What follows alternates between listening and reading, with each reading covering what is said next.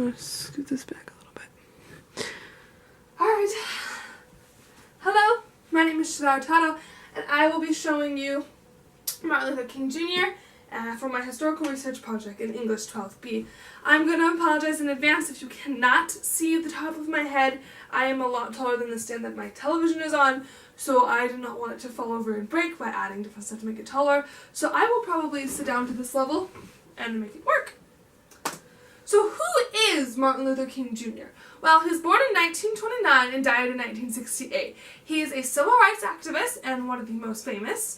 He led the nonviolent approach on the March on Washington and was assassinated by a man named James Earl Ray on his balcony in Memphis, Tennessee on April 4th, 1968. He also won the Nobel Peace Prize in 1964. Remember this date, 1964. This part is really important. I'll show you towards the end.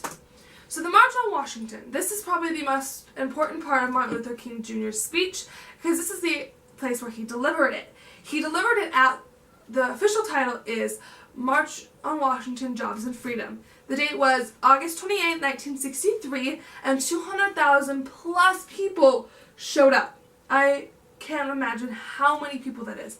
And actually, after this next slide, I'll show you a video where you can see just how many people showed up. So also this month, James Meredith became the first black graduate from the University of Mississippi on August 18, 1963. And also during this time, U.S. President JFK said segregation is morally wrong and that it is time to act on it on June 11th. I think he was a little late there. I have a dream that one day this nation will rise up, live out the true meaning of its creed. We hold these truths to be self-evident that all men are created equal. Look at all those people. That is insane. That one day on the red hills of Georgia, sons of former slaves and the sons of former slave owners will they be able to sit down together at the table of brotherhood. I have a dream. My four little children will one day live in a nation where they will not be judged by the color of their skin, but by the content of their character. I have a dream.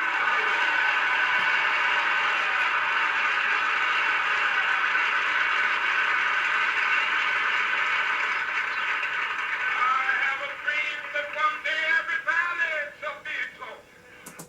There's a lot more to the speech, but I really wanted to show you the people and some of the main points. So the theme of this speech is peace, equality, and rights for all races. He says that in the future he wants whites and blacks to be shown holding hands and standing as one, and it not be a big deal and because they are equal. As he quitted the civil rights movements with the highest and noblest ideas of American tradition. This was an important part because he mentioned our American Constitution, and he mentioned parts in it that said something about men in our banks, and he said absolutely nowhere in there does it say that it's talking about color. It just says all men, all people. It doesn't talk about different types of color.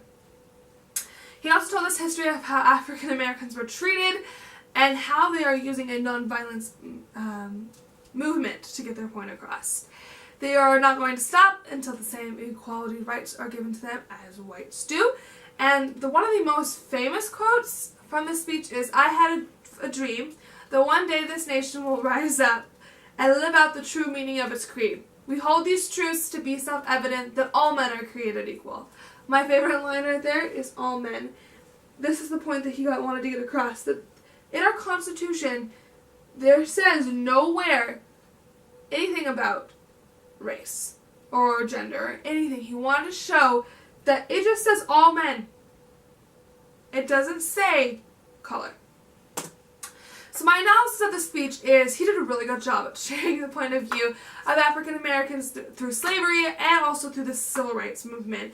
He shared his idea of the future, a lot about how whites and blacks are able to stay together, stand together, hold hands, play, and also he wanted to show the point that his kids will not be treated differently because of their skin color, but on the quality of their character.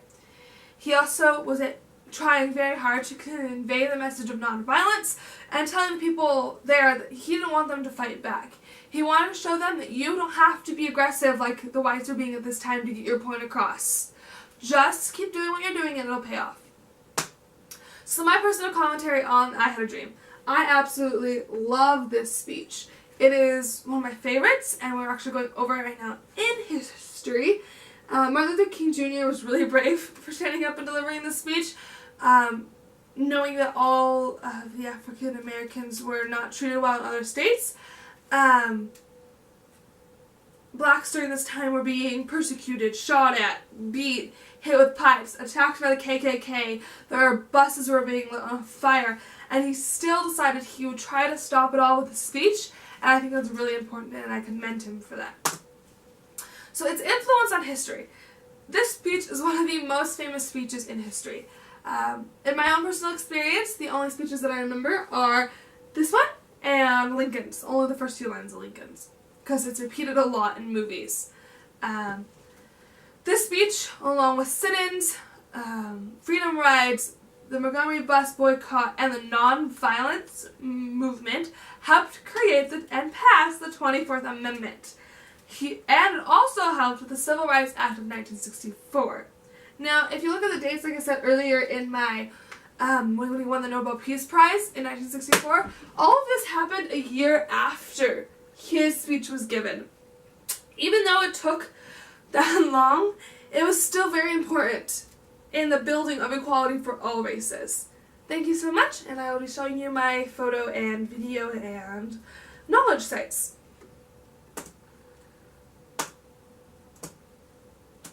Thank you again for watching my video.